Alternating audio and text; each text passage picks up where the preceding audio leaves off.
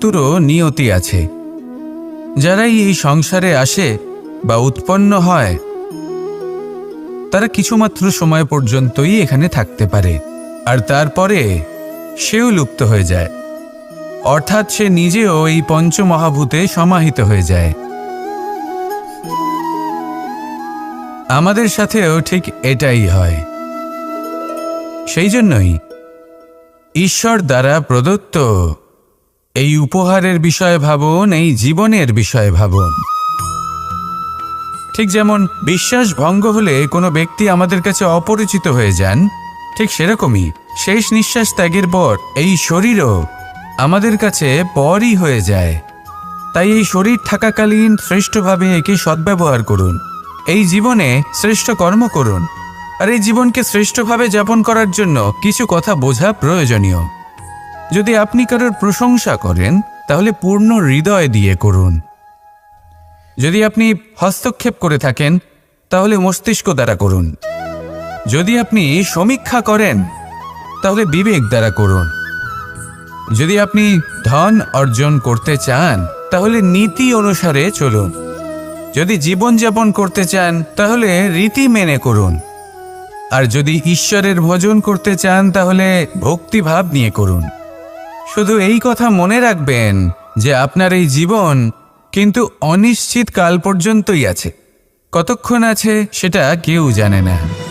তাই কিছু মুহূর্ত যেটা যাপন করতে আমরা এখানে এসেছি, সেখানে ক্রোধ, অহংকার, ঈর্ষা, এইসব আবেগের কি গুরুত্ব বলুন তো? এগুলো ত্যাগ করুন। মানুষকে ক্ষমা করতে শিখুন। আস্তে আস্তে বিশ্বাস করতে শিখুন। এই সংসারে নিঃস্বার্থভাবে প্রেম করতে শিখুন আর সবার মধ্যে আনন্দ বিতরণ করুন। তাই এই সব গুণ যদি আপনি আত্মসাৎ করতে পারেন তাহলে আপনার জীবনে শুধু আনন্দ এবং আনন্দই বিরাজমান হবে। আসুন আমার সাথে ভালোবেসে বলুন, রাধা রাধা। জল জল এই পৃথিবীতে বেঁচে থাকার জন্য আবশ্যক তো বটেই, কিন্তু এই জল আমাদের একটা অত্যন্ত গুরুত্বপূর্ণ শিক্ষা প্রদান করে। কখনো এই জলকে দেখেছেন? যে পরিস্থিতিতেই এই জল প্রবাহিত হোক না কেন, এর উপর যা কিছুই প্রভাব থাকুক না কেন, এর পথে যতই বাধা আসুক না কেন, তার মধ্যে থেকে ও নিজের পথ ঠিক বের করে নেয়, কিন্তু নিজের প্রবাহ থামতে দেয় না, ক্রমাগত অগ্রসর হতে থাকে। সেরকমই একটা শিক্ষা যেটা আমরা জল থেকে পেয়ে থাকি তা হলো এটা, আমরা যখন জলের দিকে তাকাই তখন আমরা নিজের প্রতিবিম্ব দেখি, স্পষ্টভাবে দেখতে পাই। কিন্তু তখনই দেখতে পাই যখন এই জল শান্ত থাকে, স্থির থাকে। যদি এই জল অশান্ত হয়ে থাকে, স্থির না হয়, তাহলে আমরা এতে নিজের প্রতিবিম্ব দেখতে পাই না। এটাই আমাদের মনের সাথেও হয়ে থাকে। যখনই জীবনে কোনো সংকট আসে, যদি আমরা শান্ত মনে, স্থির মনে সিদ্ধান্ত নিই, তাহলে সেটা এমন একটা শীতল সিদ্ধান্ত হবে যেটা আমাদের ভবিষ্যৎকে একটা শ্রেষ্ঠ স্থানে নিয়ে যাবে। যদি এই মন অশান্ত হয়, বিচলিত হয়, পীড়িত হয়, দুঃখিত হয়ে থাকে, রুষ্ট হয়ে থাকে, তাহলে অনেক সময় আমরা এমন সিদ্ধান্ত নিই যেটা আমাদের জন্য অনুচিত প্রমাণিত হয়। যখন আপনি ক্রুদ্ধ ছিলেন বা দুঃখের বশে ছিলেন, তখন অনেক সময় হয়তো এমন সিদ্ধান্ত নিয়েছেন যেটার জন্য ভবিষ্যতে আপনি অনুশোচনা করেছেন। এবার দেখুন, এই আবেগগুলো থেকে আমরা পালাতে পারবো না, কিন্তু এই আবেগগুলো আপনার উপর কতটা প্রভাব ফেলবে সেটা আমরা অবশ্যই ঠিক করতে পারি। এই মনকে আমরা নিয়ন্ত্রণ করতে পারি। এটাই করুন, চিন্তা করুন, এই মনকে শান্ত রাখুন, স্থির হতে চেষ্টা করুন, আর তারপরে সিদ্ধান্ত নিন। আসুন আমার সাথে ভালোবেসে বলুন, রাধা রাধা। আপনি কি কখনো নৌকা যাত্রা করেছেন? করে না থাকলেও নিশ্চয়ই দেখেছেন যে এই জল যা নিজের অন্তরে সব কিছু সমাহিত করে নিতে পারে, এই নৌকা সেই জলের ওপরেই ভেসে থাকে। নদীর স্রোত কাটিয়ে সে সামনে অগ্রসর হয়।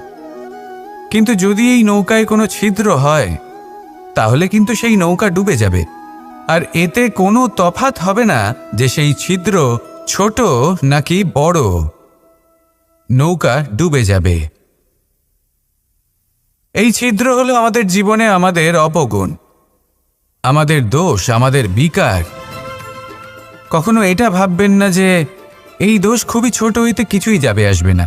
না, সেই ছোট দোষ, সেই ছোট বিকার যদি সেটাকে শুধরে না নেন, তাহলে সেটা আপনাকে আপনার পতনের দিকে নিয়ে যাবে। শেষ পর্যন্ত এটা আপনার ওপর নির্ভরশীল যে আপনি কি চান। আপনার জীবনের এই নৌকা এভাবেই ডুবে যেতে দেখবেন, নাকি নিজেকে শুধরে নিয়ে সেই নৌকার সেই ছিদ্রটাকে ভরিয়ে তুলতে চাইবেন। নির্বাচন আপনার। আসুন আমার সাথে ভালোবেসে বলুন, রাধা রাধা। আমরা সবাই পাথর দেখেছি, পর্বতও দেখেছি, শুকনো পাতাও দেখেছি, শ্যামল বনানীও দেখেছি। কখনো ভেবেছেন পাথরের অস্তিত্ব কিন্তু ততক্ষণ পর্যন্ত যতক্ষণ সে পর্বতের গায়ে আটকে থাকে।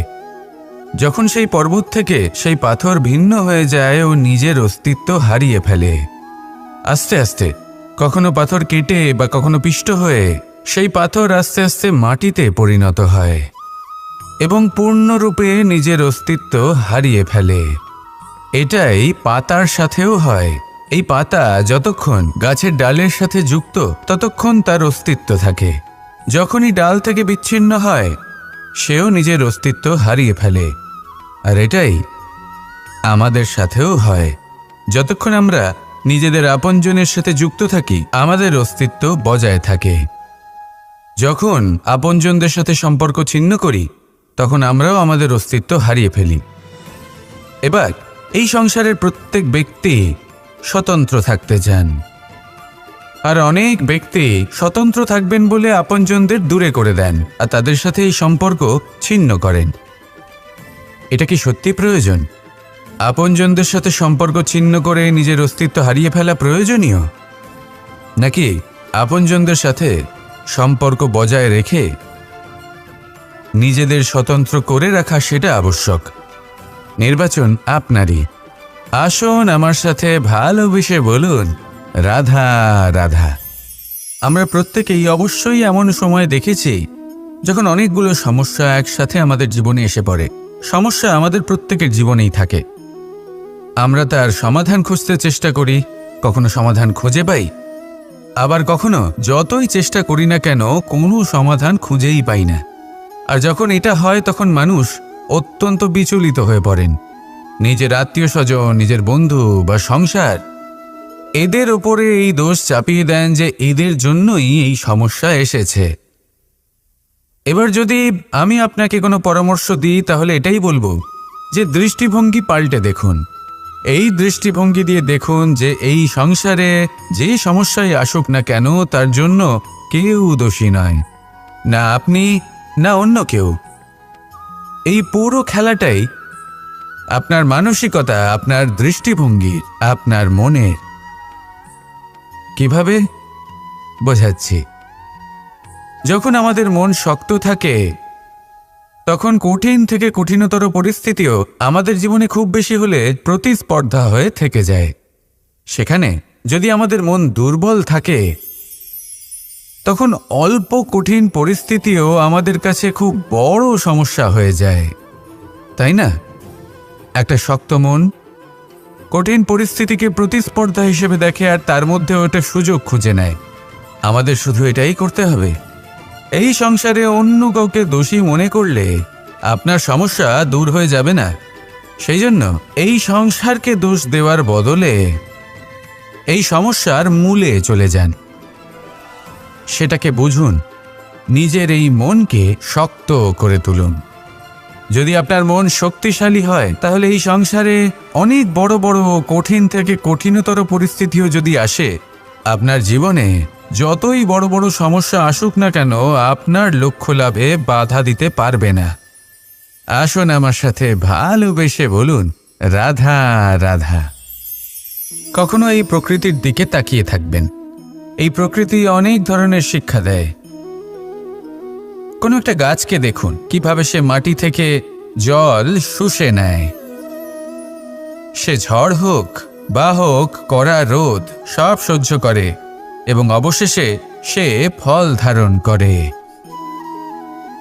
আর সেই ফল উৎপন্ন করার পরে সে ফল কিন্তু সে নিজে গ্রহণ করে না, এই সংসারকে প্রদান করে, যাতে পশু পাখি মানুষ তারা এই ফল গ্রহণ করে শক্তিশালী হয়ে উঠতে পারে, সুস্থ থাকতে পারে।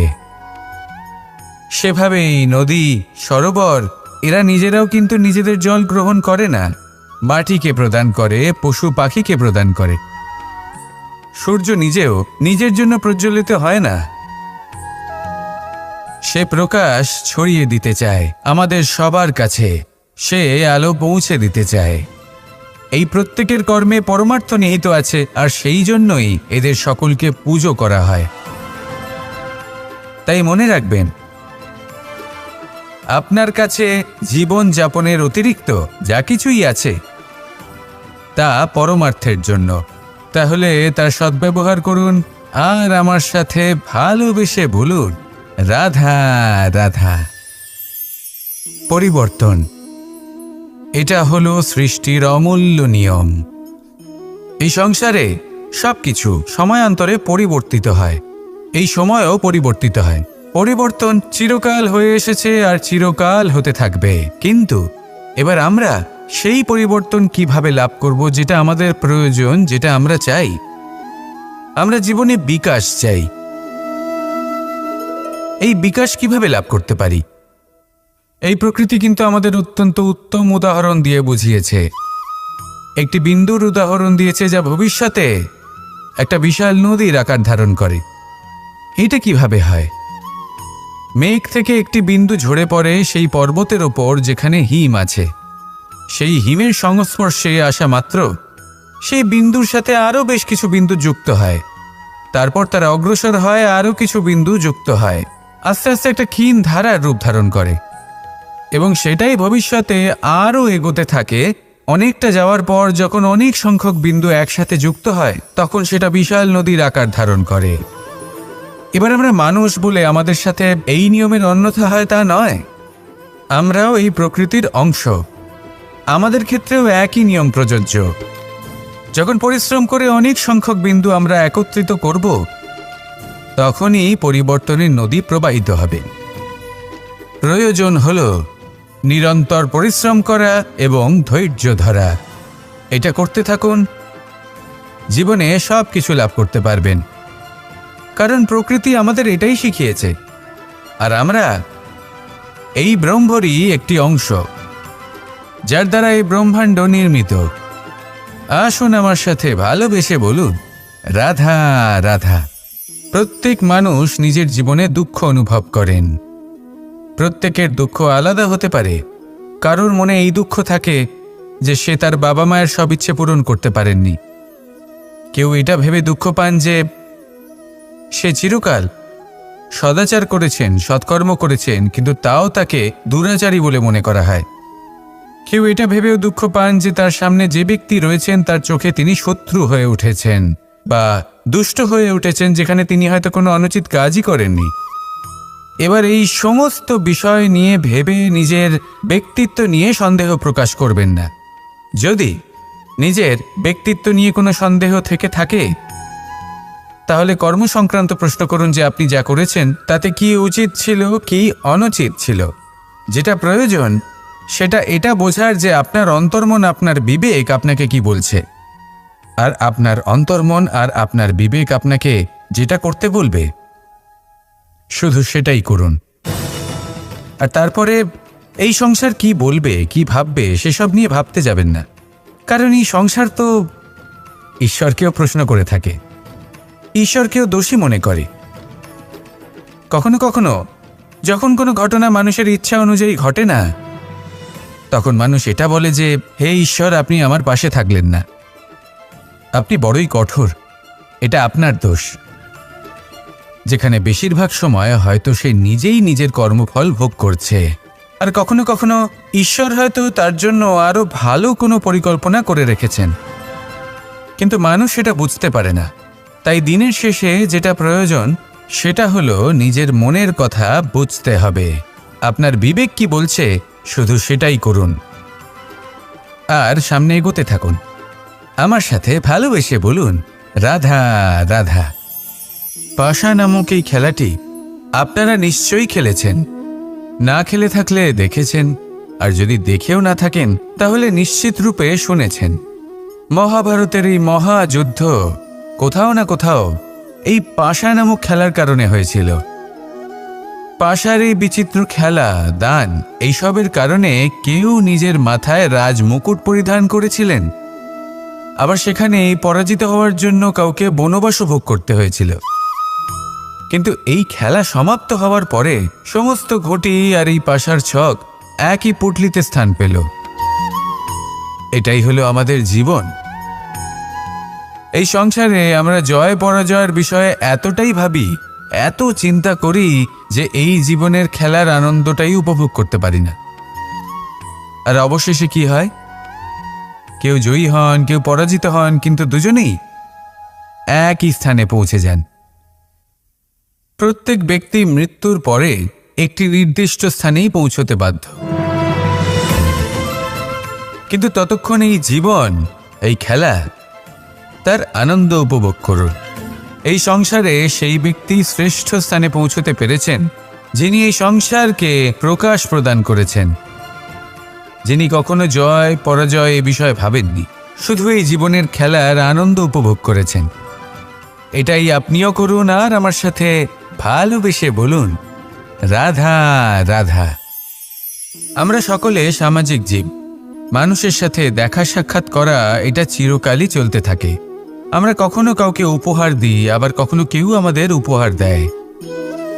কখনো কি এমন হয়েছে যে আপনি কাউকে একটা উপহার দিয়েছেন, কিছু সময় পরে বা কিছু মাস পরে সেই উপহারই ঘুরে ফিরে আপনার কাছেই এসেছে, অর্থাৎ সেই বস্তুটাই আপনার কাছে আবার ফিরে এলো? এরকম হয়। ছেলেবেলায় একদিন একজনের বিবাহ ছিল, তখন মা তাকে একটা উপহার দিতে চাইছিলেন, তাই তিনি একটা পোশাক বানালেন আর সেটাকে সুসজ্জিত করছিলেন। আমি দেখলাম আর জিজ্ঞেস করলাম যে মা, এই পোশাক এত সুসজ্জিত করার কি আছে? তখন মা বললেন যে কানাই, কখনো কাউকে এমনই উপহার দেবে, এমন প্রকারে দেবে যে সেটা যদি আবার ঘুরে ফিরে তোমার কাছে ফিরে আসে তাহলে যেন তোমার খারাপ না লাগে। এটাই কিন্তু হয় আমাদের ব্যবহারের সাথে, কর্মের সাথেও এবং আমাদের কথার সাথেও। তেমনই আচরণ করবেন যে আচরণ আপনি সহ্য করতে পারবেন। যদি মুখ থেকে কটু কথা বেরোতে থাকে তখন নিজেকে সংযত করে নিন। সেই শব্দই প্রয়োগ করুন যেটা আপনি তার বদলে শুনতে চাইবেন এবং আপনার দুঃখও হবে না, কারণ আপনার কর্ম এমন একটা উপহার যেটা আবার ঘুরে ফিরে ফলস্বরূপ আপনার কাছেই আসবে। সেই জন্য নিজের আচরণ শুভ করুন, নিজের মানসিকতা শুভ করুন, নিজের মুখ থেকে মধুর বাণী নিঃসৃত করুন আর এইভাবে মধুরভাবে বলুন, রাধা রাধা। এই সংসারে একটা শব্দ আছে যার বিষয়ে মানুষ অত্যাধিক চিন্তা ভাবনা করে, আর সেই শব্দ হলো অস্তিত্ব, পরিচয়। প্রত্যেক ব্যক্তি এই সংসারে নিজের অস্তিত্ব গড়তে চায়, আর ছোট থেকে এটাই হয়। যখন আমরা শ্রেণীকক্ষে যাই, পড়তে যাই, তখন আমরা এটাই ভাবি যে আমরা নিজেদের অস্তিত্ব গড়ব, সুনাম অর্জন করব। সকল ব্যক্তি যাতে এটাই বলে যে এই হলো সর্বশ্রেষ্ঠ ছাত্র, আর এটাই আমাদের পরিচয়। কার্যক্ষেত্রেও আমরা ঠিক এটাই চেষ্টা করি, পরিশ্রম করতে থাকি এবং ভবিষ্যতে গিয়ে আমরা নিজেদের পরিচয় খুঁজে পাই।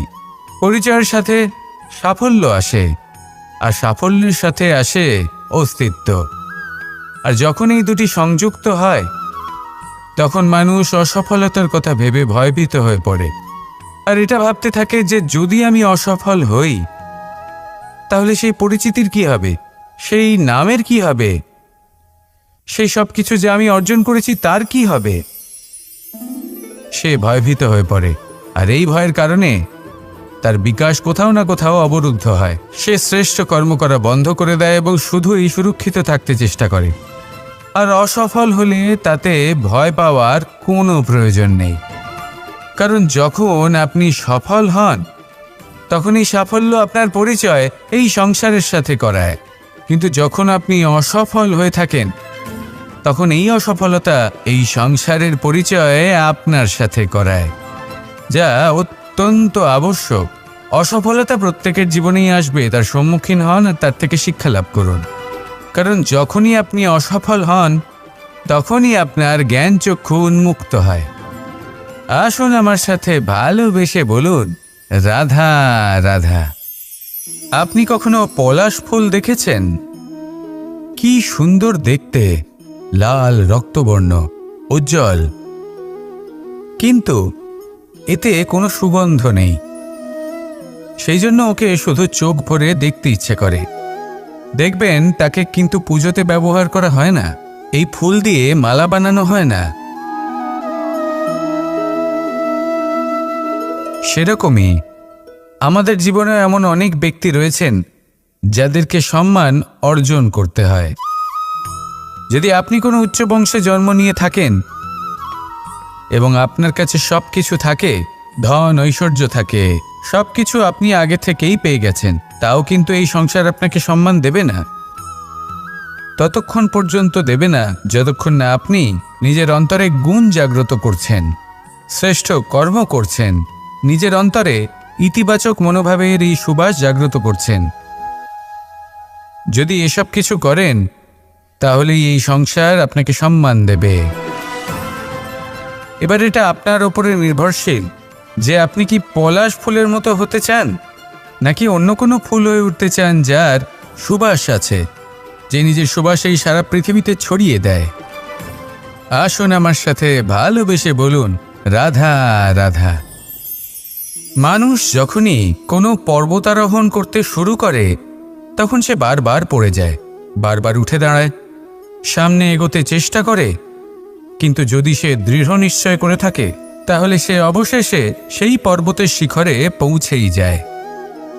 চলার পথে যদি বড় কোনো পাথর চলে আসে বা পর্বতের কোনো বড় অংশ সামনে আসে তাহলে সে তার সাথে ধাক্কা খায় না, সে পথ বদলে নেয়। কিন্তু বাধা তাকে সবসময় পেতেই হয়, আর সেই বাধা সে পায় ছোট ছোট পাথরের দ্বারা। তাদের ওপর পা পড়লে তার পা পিছলে যায় আর সে পড়ে যায়। এই ছোট ছোট পাথর হলো আমাদের জীবনের সেই ছোট ছোট সমস্যা, সেই ছোট ছোট ভুলগুলো যেগুলো আমরা অবজ্ঞা করতে থাকি। আমরা ভাবি এর দ্বারা কি বা ক্ষতি হবে, কিন্তু সেগুলোই অনেক সময় আমাদের অসফলতার কারণ হয়ে দাঁড়ায়। যত তাড়াতাড়ি সম্ভব এই ছোট ছোট পাথরগুলিকে জীবন থেকে তুলে ফেলে দিন। ভুল হওয়াটা স্বাভাবিক, কিন্তু তার মানে এই নয় যে বারবার সেই ভুলের পুনরাবৃত্তি ঘটবে। ভুলটা বুঝুন, সেটা স্বীকার করুন আর সেটা শুধরে নিন। যখন আপনি এটা করতে শিখবেন তখনই খুব তাড়াতাড়ি আপনি সেই শিখরে পৌঁছতে পারবেন। আর যখন পৌঁছে যাবেন তখন এই মন প্রসন্ন হয়ে বলবে, রাধা রাধা। কুরুক্ষেত্রের রণভূমিতে আপনজনদের নিজের বিরুদ্ধে দেখে তাদের মৃত্যুর বিষয়ে ভেবে অর্জুনের মন বিচলিত হয়ে পড়েছিল। এই সম্পর্কের চক্রব্যূহতে জড়িয়ে পড়ে অর্জুনের জ্ঞান নাশ হয়েছিল। তখন আমি অর্জুনকে কিছু কথা বলেছিলাম, যেই কথাগুলো আপনাদেরও জানাটা প্রয়োজনীয়। আমাকে বলুন, এই সংসারে আপনি এমন কি নিয়ে এসেছিলেন, আর এই সংসারে আপনি কি ফেলে যাবেন? এই সংসার, এই জগৎ, এইসব বস্তু যা আপনার খুব প্রিয়, সবকিছু তা না জন্মের পূর্বে আপনার ছিল আর না মৃত্যুর পর আপনার থাকবে। এই সংসার আমার থেকেই জন্ম নিয়েছে আর মৃত্যুর পরে আমার মধ্যেই সমাহিত হয়ে যাবে। এখানে যার জন্ম হয়েছে তার মৃত্যু এখানে সুনিশ্চিত। শুধু জন্ম আর মৃত্যুর মধ্যের এই শরীর শুধুমাত্র একটা মাধ্যম যার দ্বারা আমরা কর্ম করি, আর এই কর্মের ওপরেই শুধু আমাদের অধিকার রয়েছে। কিন্তু এই সংসারের কিছু অজ্ঞানী এই বিকারগুলোতে জড়িয়ে পড়ে ফল লাভের ওপর নিজের মনোনিবেশ করে, ফলের চিন্তা করতে থাকে, আর যদি মন মতো ফল না পায় তাহলে কুপথে চলে যায়। অন্যদিকে এমন কিছু জ্ঞানী মানুষও আছেন যারা পূর্ণরূপে নিজেকে আমার কাছে সমর্পণ করেন, আর শুধু নিজের কর্ম করতে থাকেন। এই কর্ম করেই আনন্দ লাভ করেন এবং তাতেই জীবন যাপন করেন। যদি আপনিও এটা চান যে আপনার জীবনে সুখ থাকুক, শান্তি থাকুক, সম্পন্নতা থাকুক, তাহলে সৎ পথে চলুন, ঈশ্বরকে স্মরণ করুন আর নিজের কর্ম করুন। আসুন আমার সাথে ভালোবেসে বলুন, রাধা রাধা। গোবর্ধন পর্বতের সাথে আমার সম্পর্ক কেমন আপনারা জানেন। অনেকদিন আগে যখন আমি ছোট ছিলাম, একদিন আমি আর বাবা গোবর্ধন পর্বতে ওঠার চেষ্টা করছিলাম। আমি ক্লান্ত হয়ে পড়লাম আর আমি বাবাকে বললাম যে বাবা, আমাকে আর কতটা উপরে উঠতে হবে, আর ক পা যেতে হবে, আর কত উঁচুতে উঠতে হবে, আর কত সময় লাগবে।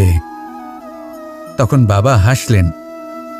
উনি আমার কাঁধে হাত রাখলেন আর আমাকে বললেন যে এটা আন্দাজ করতে যেও না যে আর কত সময় লাগবে, এটা মাপতে যেও না যে আর ক পা সামনে এগোতে হবে।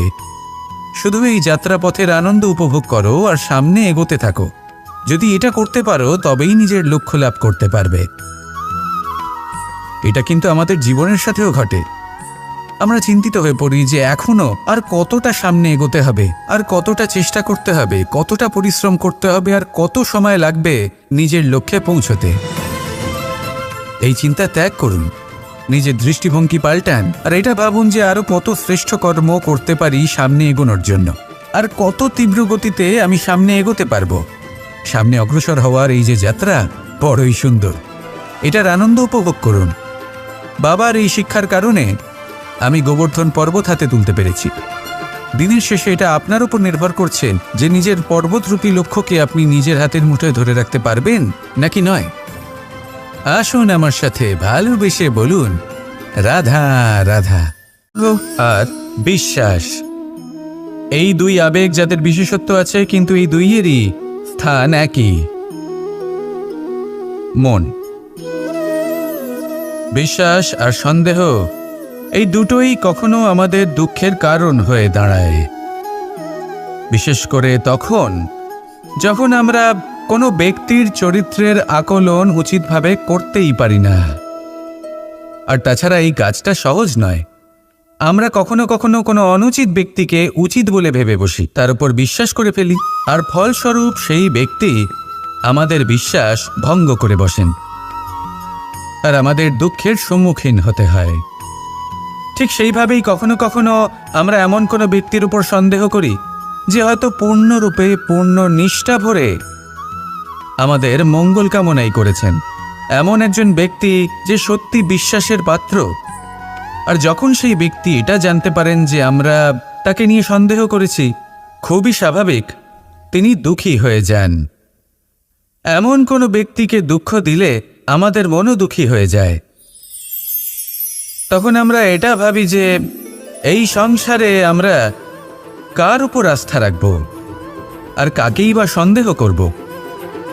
এর উত্তর হলো সময়। এই সংসারে কোনো ব্যক্তির চরিত্র যাচাই করা সবথেকে কঠিন কাজ, সেটা সময় নিয়ে করুন। কোনো ব্যক্তিকে যদি আপনি বুঝতে চান, তাকে পরখ করে দেখতে চান, তাহলে তার সাথে যতটা সম্ভব সময় অতিবাহিত করুন। এই সময় আপনার সামনে সেই ব্যক্তির এমন কিছু দিক তুলে ধরবে যা আর কোনোভাবে আপনি দেখতে পাবেন না। তারপর কি, সময়ের সাথে আপনি জানতে পেরে যাবেন যে এই ব্যক্তি, তার উপর বিশ্বাস করা উচিত নাকি অনুচিত। শুধু এভাবেই যাচাই করুন আর আমার সাথে ভালোবেসে বলুন, রাধা রাধা। এই সংসারে প্রত্যেকটি ব্যক্তির নিজস্ব বিশেষত্ব আছে, আর এই বিশেষত্ব কারোর কাছে শক্তির সমান, কারোর কাছে দুর্বলতা, তা সে মানুষই হোক বা পশু পাখিই হোক না কেন। যেমন মাছ নিজের সমগ্র জীবন জলের মধ্যেই যাপন করতে পারে, কিন্তু সে বনের মধ্যে ছুটতে পারবে না। সেখানে সিংহকে বনের রাজা বলা হয়, কিন্তু সে তার আধিপত্য জলে স্থাপন করতে পারবে না। যদি এই সিংহ মাছকে এই প্রতিস্পর্ধা জানায় যে তুমি বনের মধ্যে এসে আমার সম্মুখীন হও, তাহলে সেটা অনুচিত হবে। সেটা মাছের দুর্বলতা নিয়ে উপহাস করার মতোই হবে। এবার সংসার এটা দেখে যিনি দুর্বল তার পরিস্থিতি দেখেও হাসবে আর আপনার মূর্খামি দেখেও উপহাসই করবে। সেই জন্য নিজের জীবনে সব সময় যদি নিজের তুলনা করতে হয় তাহলে সেই ব্যক্তির সাথে করুন যে বল, স্থান এবং ধন এই 3 দিকে আপনার সমতুল্য, কারণ সেক্ষেত্রে দুজনেই উচিত শিক্ষা লাভ করবেন। যদি এমন কোনো ব্যক্তি থাকেন যিনি আপনার থেকে শক্তিশালী কিন্তু তিনি আপনাকে দুঃখ দেওয়ার চেষ্টা করছেন, তাহলে এটা জেনে রাখবেন যে মানুষ কিন্তু সেই গাছেই পাথর ছুঁড়ে মারে যার ফল অত্যন্ত সুমধুর হয়ে থাকে। আর যদি আপনি বেশি শক্তিশালী হন তাহলে অহংকার করবেন না। এটা মনে রাখবেন, অনেক বড় বড় পাথরও জলে ডুবে গিয়ে নিজের অস্তিত্ব হারিয়ে ফেলে। নিজের শক্তি সম্পর্কে সচেতন হন, সবাইকে ভালোবাসুন, সবাইকে সাহায্য করুন আর আমার সাথে ভালোবেসে বলুন রাধা রাধা। এই সংসারে ভৌতিক বস্তুরও নিয়তি আছে।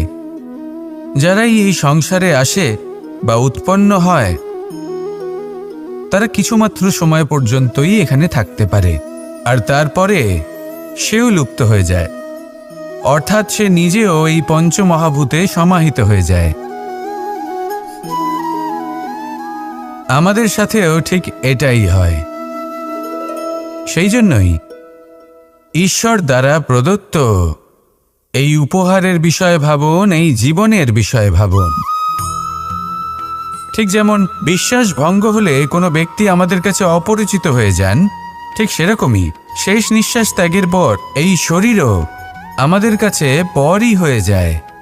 তাই এই শরীর থাকাকালীন শ্রেষ্ঠভাবে একে সদ্ব্যবহার করুন, এই জীবনে শ্রেষ্ঠ কর্ম করুন।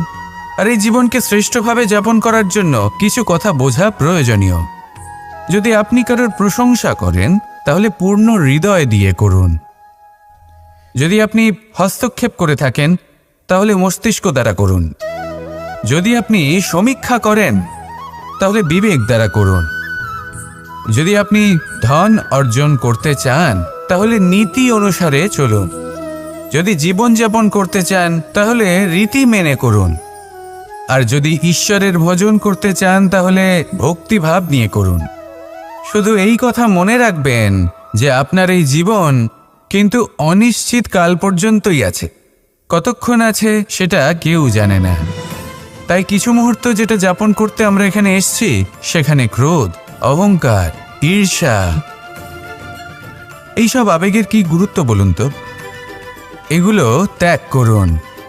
মানুষকে ক্ষমা করতে শিখুন। আস্তে আস্তে বিশ্বাস করতে শিখুন।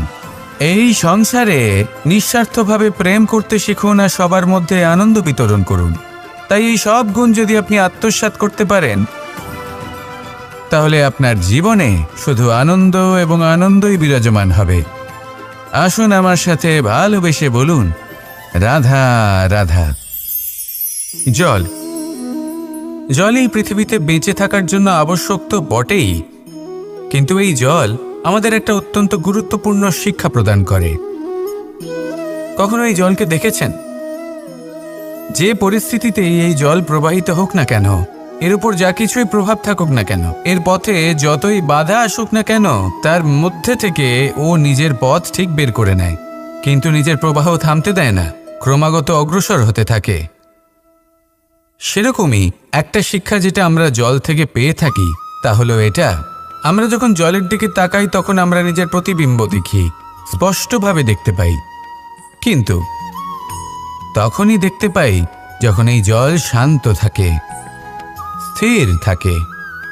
যদি এই জল অশান্ত হয়ে থাকে, স্থির না হয়, তাহলে আমরা এতে নিজের প্রতিবিম্ব দেখতে পাই না। এটাই আমাদের মনের সাথেও হয়ে থাকে। যখনই জীবনে কোনো সংকট আসে, যদি আমরা শান্ত মনে, স্থির মনে সিদ্ধান্ত নিই, তাহলে সেটা এমন একটা শীতল সিদ্ধান্ত হবে যেটা আমাদের ভবিষ্যৎকে একটা শ্রেষ্ঠ স্থানে নিয়ে যাবে। যদি এই মন অশান্ত হয়, বিচলিত হয়, পীড়িত হয়, দুঃখিত হয়ে থাকে, রুষ্ট হয়ে থাকে, তাহলে অনেক সময় আমরা এমন সিদ্ধান্ত নিই যেটা আমাদের জন্য অনুচিত প্রমাণিত হয়। যখন আপনি ক্রুদ্ধ ছিলেন বা দুঃখের বশে ছিলেন তখন অনেক সময় হয়তো এমন সিদ্ধান্ত নিয়েছেন যেটার জন্য ভবিষ্যতে আপনি অনুশোচনা করেছেন। এবার দেখুন, এই আবেগগুলো থেকে আমরা পালাতে পারবো না, কিন্তু এই আবেগগুলো আপনার ওপর কতটা প্রভাব ফেলবে সেটা আমরা অবশ্যই ঠিক করতে পারি। এই মনকে আমরা নিয়ন্ত্রণ করতে পারি। এটাই করুন, চিন্তা করুন, এই মনকে শান্ত রাখুন, স্থির হতে চেষ্টা করুন, আর তারপরে সিদ্ধান্ত নিন। আসুন আমার সাথে ভালোবেসে বলুন, রাধা রাধা। আপনি কি কখনো নৌকা যাত্রা করেছেন? করে না থাকলেও নিশ্চয়ই দেখেছেন যে এই জল যা নিজের অন্তরে সব কিছু সমাহিত করে নিতে পারে, এই নৌকা সেই জলের ওপরেই ভেসে থাকে। নদীর স্রোত কাটিয়ে সে সামনে অগ্রসর হয়। কিন্তু যদি এই নৌকায় কোনো ছিদ্র হয় তাহলে কিন্তু সেই নৌকা ডুবে যাবে। আর এতে কোনো তফাৎ হবে না যে সেই ছিদ্র ছোট নাকি বড়, নৌকা ডুবে যাবে। এই ছিদ্র হলো আমাদের জীবনে আমাদের অপগুণ, আমাদের দোষ, আমাদের বিকার। কখনো এটা ভাববেন না যে এই দোষ খুবই ছোট, হইতে কিছুই যাবে আসবে না। না, সেই ছোট দোষ, সেই ছোট বিকার যদি সেটাকে শুধরে না নেন তাহলে সেটা আপনাকে আপনার পতনের দিকে নিয়ে যাবে। শেষ পর্যন্ত এটা আপনার ওপর নির্ভরশীল যে আপনি কি চান। আপনার জীবনের এই নৌকা এভাবেই ডুবে যেতে দেখবেন, নাকি নিজেকে শুধরে নিয়ে সেই নৌকার সেই ছিদ্রটাকে ভরিয়ে তুলতে চাইবেন? নির্বাচন আপনার। আসুন আমার সাথে ভালোবেসে বলুন, রাধা রাধা। আমরা সবাই পাথর দেখেছি, পর্বতও দেখেছি, শুকনো পাতাও দেখেছি, শ্যামল বনানীও দেখেছি। কখনো ভেবেছেন পাথরের অস্তিত্ব কিন্তু ততক্ষণ পর্যন্ত যতক্ষণ সে পর্বতের গায়ে আটকে থাকে। যখন সেই পর্বত থেকে সেই পাথর ভিন্ন হয়ে যায় ও নিজের অস্তিত্ব হারিয়ে ফেলে। আস্তে আস্তে কখনো পাথর কেটে বা কখনো পিষ্ট হয়ে সেই পাথর আস্তে আস্তে মাটিতে পরিণত হয় এবং পূর্ণরূপে নিজের অস্তিত্ব হারিয়ে ফেলে। এটাই পাতার সাথেও হয়। এই পাতা যতক্ষণ গাছের ডালের সাথে যুক্ত ততক্ষণ তার অস্তিত্ব থাকে। যখনই ডাল থেকে বিচ্ছিন্ন হয় সেও নিজের অস্তিত্ব হারিয়ে ফেলে। আর এটাই আমাদের সাথেও হয়। যতক্ষণ আমরা নিজেদের আপনজনের সাথে যুক্ত থাকি আমাদের অস্তিত্ব বজায় থাকে। যখন আপনজনদের সাথে সম্পর্ক ছিন্ন করি তখন আমরাও আমাদের অস্তিত্ব হারিয়ে ফেলি। এবার এই সংসারের প্রত্যেক ব্যক্তি স্বতন্ত্র থাকতে চান, আর অনেক ব্যক্তি স্বতন্ত্র থাকবেন বলে আপনজনদের দূরে করে দেন আর তাদের সাথে এই সম্পর্ক ছিন্ন করেন। এটা কি সত্যি প্রয়োজন? আপনজনদের সাথে সম্পর্ক ছিন্ন করে নিজের অস্তিত্ব হারিয়ে ফেলা প্রয়োজনীয়, নাকি আপনজনদের সাথে সম্পর্ক বজায় রেখে নিজেদের স্বতন্ত্র করে রাখা সেটা আবশ্যক? নির্বাচন আপনারই। আসুন আমার সাথে ভালোবেসে বলুন, রাধা রাধা। আমরা প্রত্যেকেই অবশ্যই এমন সময় দেখেছি যখন অনেকগুলো সমস্যা একসাথে আমাদের জীবনে এসে পড়ে। সমস্যা আমাদের প্রত্যেকের জীবনেই থাকে। আমরা তার সমাধান খুঁজতে চেষ্টা করি, কখনো সমাধান খুঁজে পাই, আবার কখনো যতই চেষ্টা করি না কেন কোনো সমাধান খুঁজেই পাই না। আর যখন এটা হয় তখন মানুষ অত্যন্ত বিচলিত হয়ে পড়েন। নিজের আত্মীয় স্বজন, নিজের বন্ধু বা সংসার, এদের ওপরে এই দোষ চাপিয়ে দেন যে এদের জন্যই এই সমস্যা এসেছে। এবার যদি আমি আপনাকে কোনো পরামর্শ দিই তাহলে এটাই বলবো যে দৃষ্টিভঙ্গি পাল্টে দেখুন। এই দৃষ্টিভঙ্গি দিয়ে দেখুন যে এই সংসারে যে সমস্যাই আসুক না কেন তার জন্য কেউ দোষী নয়, না আপনি না অন্য কেউ। এই পুরো খেলাটাই আপনার মানসিকতা, আপনার দৃষ্টিভঙ্গি, আপনার মনের। কিভাবে বোঝাচ্ছি? যখন আমাদের মন শক্ত থাকে তখন কঠিন থেকে কঠিনতর পরিস্থিতিও আমাদের জীবনে খুব বেশি হলে প্রতিস্পর্ধা হয়ে থেকে যায়। সেখানে যদি আমাদের মন দুর্বল থাকে তখন অল্প কঠিন পরিস্থিতিও আমাদের কাছে খুব বড় সমস্যা হয়ে যায়, তাই না? একটা শক্ত মন কঠিন পরিস্থিতিকে প্রতিস্পর্ধা হিসেবে দেখে আর তার মধ্যে ওটা সুযোগ খুঁজে নেয়। আমাদের শুধু এটাই করতে হবে, এই সংসারে অন্য কাউকে দোষী মনে করলে আপনার সমস্যা দূর হয়ে যাবে না। সেই জন্য এই